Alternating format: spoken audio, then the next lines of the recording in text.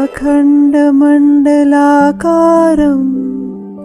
व्याप्तं येन चराचरं तत्पदं दर्शितं येन तस्मै श्रीगुरुवे नमः।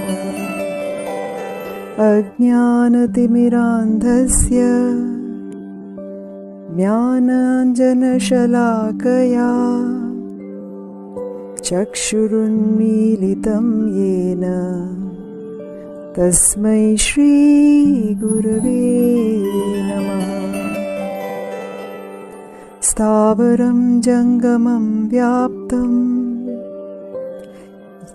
येन कुत्स्नं चराचरं तत्पदं दर्शितं येन तस्मै श्रीगुरवे